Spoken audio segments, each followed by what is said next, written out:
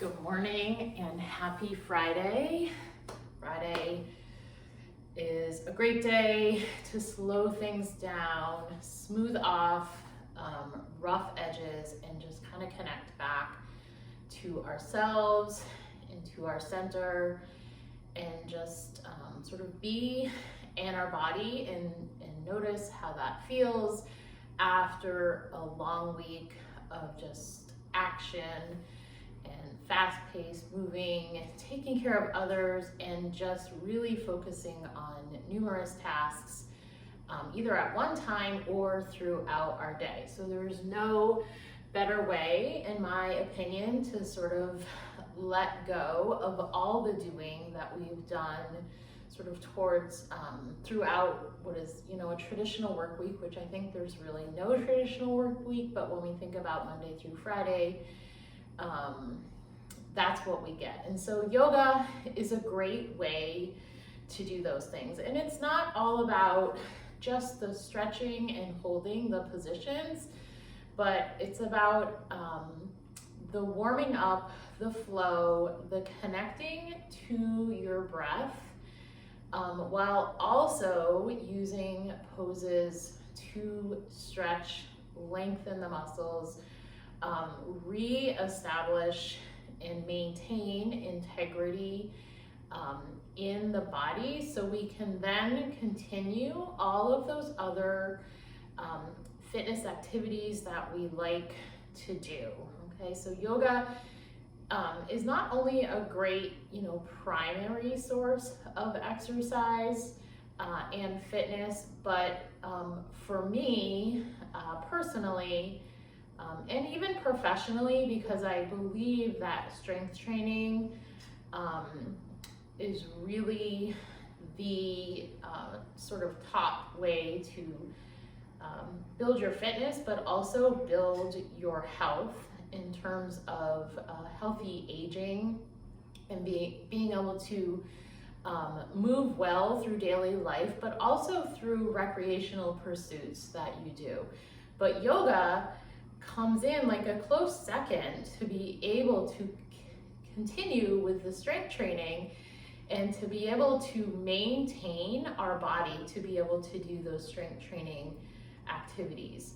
And beyond just thinking, oh, I'm not flexible enough to do yoga, which you are, kind of the way yesterday I pointed out with higher intensity interval training, everybody can do yoga. You do not come to yoga or have to feel like you have to be flexible to do it. Will you build flexibility doing yoga?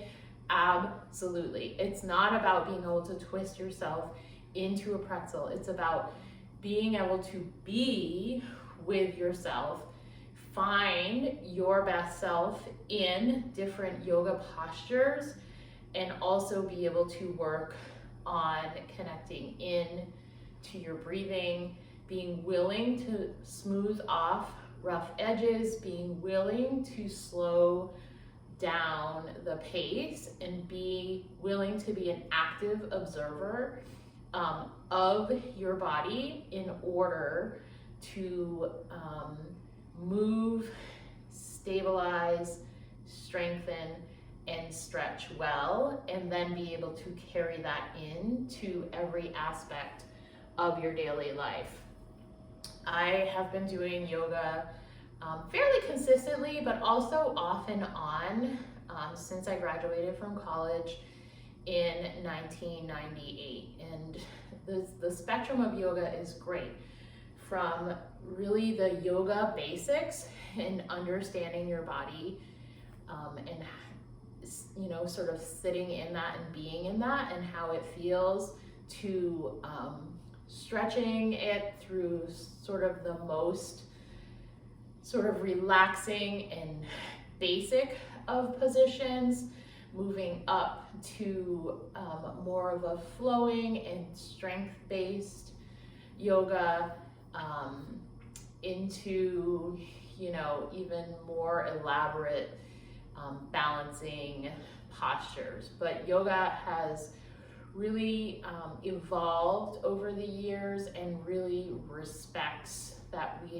have to maintain integrity of the body and not break down the joints and not become too flexible, because that creates its own issues with our body. So there is really a balance of being able to move through the full range of motion of your muscles while not stretching into and overdoing it with the tendons and ligaments, which are there to maintain the integrity of, you know, our body's stabilization and our postures. So there's really that sweet spot in the yoga industry as a whole is doing a great job of recognizing that, in which positions are not ones that we want to be doing all the time because of the long-term impacts that they might adversely have on our body. So with that food for thought, you know, just kind of process that. And I just want to take you through a couple of things that I just love doing regularly on my own. It doesn't require going to a class for 45, 60, or 75 minutes. It's just things that you can do to start or end your day, or maybe just reset your day in the middle. And it's not necessarily just stretching. This one is going to be a little bit more flow that will help lengthen things out, smooth things out, while letting us recenter to our breath. So let's go ahead and get started. Let's come right in to tabletop position on all fours. So knees under hips, hands under shoulders. And if you tend to really clench your fingers or your fist, I want you to spread the fingers out and lengthen them and feel anchored through your 5 fingers and the heel of your hand. Knees right under your hips, shoulders away from the ears, and just gently draw your abs in. So this is our nice tabletop position. From here, I want you to just pull your hips back towards your heels, and then use your hands to pull back forward. So inhale here, exhale as you move back, and inhale as you come forward again.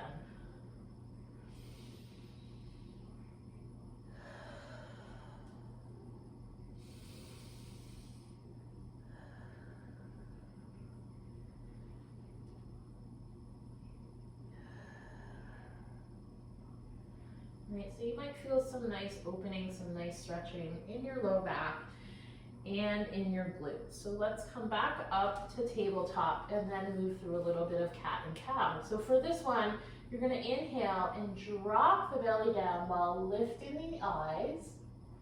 And then exhale, you're going to arch the back up, tucking the chin a little bit. And then reverse. So try to sync your moving to your breathing and just do what feels best for your body. So notice as I do this, I'm just moving down and up. My body is not shifting forward and back. It's a nice fluid movement. You always want to be mindful if you've got, you know, some already known low back issues or issues with the spine, that you want to be super mindful as you move through this, knowing what is okay and what might not be okay for your body.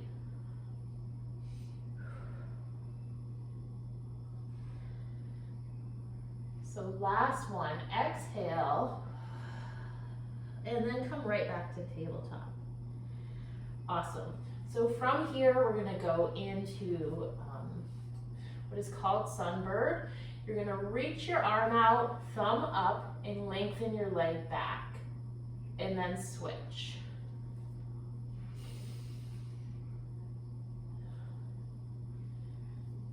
Exhale, lift. Inhale back to center. Exhale, reach. Inhale back to center. So this is great for the core, great for the entire body.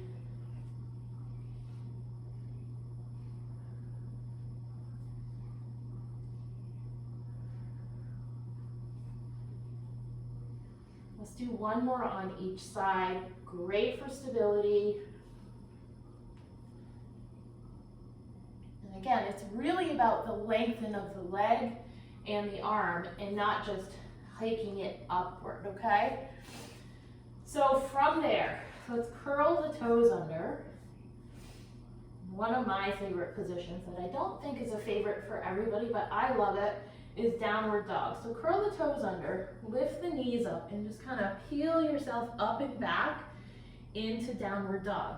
And so if it's more comfortable, or if your hamstrings are tight, and doing this with a bent knee like this is fine. Otherwise, you can lift, draw your hips back. Heels towards the floor. There's no expectation for them to touch. You should feel your whole backside of your body activating here.